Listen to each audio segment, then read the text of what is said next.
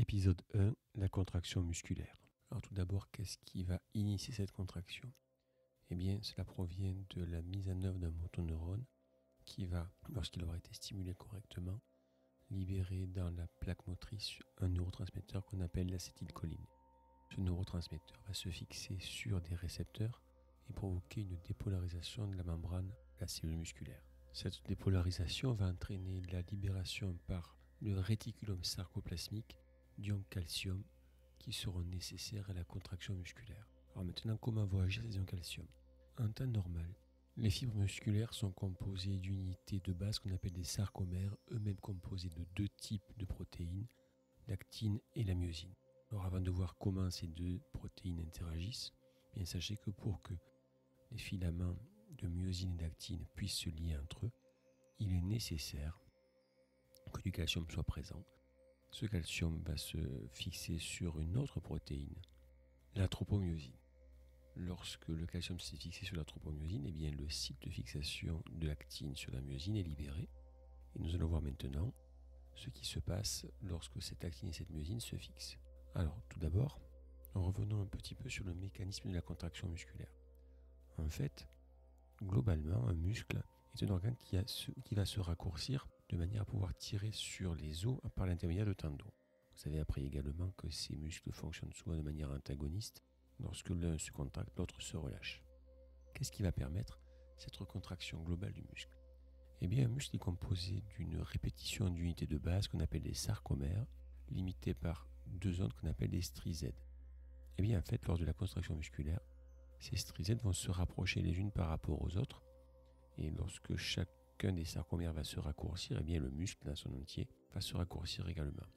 En fait, lors d'une contraction musculaire, ces sarcomères vont se raccourcir parce que les filaments d'actine vont coulisser les uns vers les autres grâce à l'action des filaments de myosine.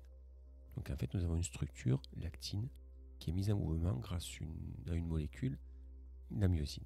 Comment se déroule ce mécanisme de mise en mouvement? Il faut savoir au préalable qu'une autre molécule est nécessaire à cette contraction musculaire. C'est la molécule de base du système énergétique du monde vivant, à savoir l'ATP. Une molécule d'ATP va se fixer sur la tête de myosine, qui elle-même est fixée au filament d'actine. La molécule d'ATP va dans un premier temps être hydrolysée, c'est-à-dire être fractionnée en ADP et en phosphatide organique. Et au moment où ces deux molécules ADP et phosphatide organique vont être libérées de la tête de myosine, celle-ci va changer de forme, elle va changer d'angle, mais comme elle est accrochée à l'actine, eh bien ce changement de forme va tirer sur le filament d'actine et provoquer la contraction. Lorsque ce mouvement a eu lieu, eh bien une autre molécule d'ATP va pouvoir venir se fixer, puisque l'ADP et le PI ont été relâchés, et en se fixant permettre le relâchement de la tête de myosine par rapport au filament d'actine. Alors c'est la raison pour laquelle d'ailleurs, lorsqu'une personne décède, il existe ce qu'on appelle la rigidité cadavérique. En effet, elle n'a plus d'ATP, donc il est impossible au filament d'actine de se fixer sur les filaments de myosine, d'où cette fameuse rigidité. Mais revenons à quelqu'un de bien vivant.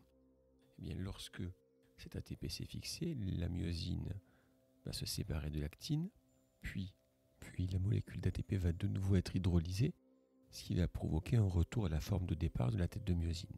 Et le cycle va pouvoir se reproduire.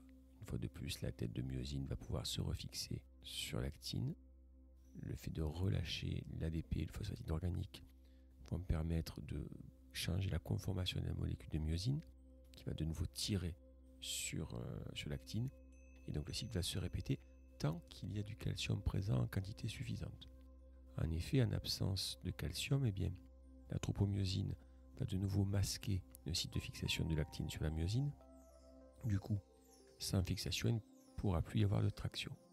Autrement dit, lorsque le mouvement doit être arrêté, lorsque l'information nerveuse indique qu'il ne doit plus y avoir de contraction, eh bien, les signaux vont provoquer le retour du calcium à l'intérieur du réticulum sarcoplasmique.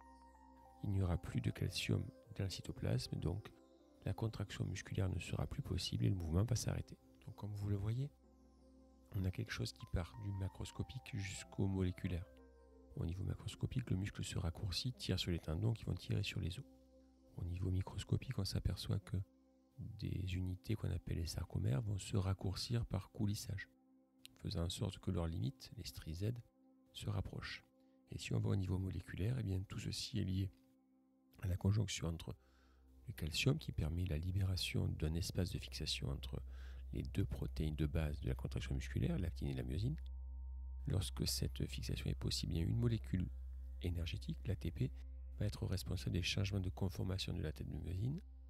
Ce sont ces changements de conformation, couplés à la capacité de la myosine de se fixer sur les filaments d'actine, qui vont permettre la traction de cette myosine sur l'actine et donc la contraction musculaire. Dans le prochain épisode, nous verrons comment cet ATP qui est nécessaire à la contraction musculaire est maintenu présent en quantité suffisante au niveau des cellules musculaires.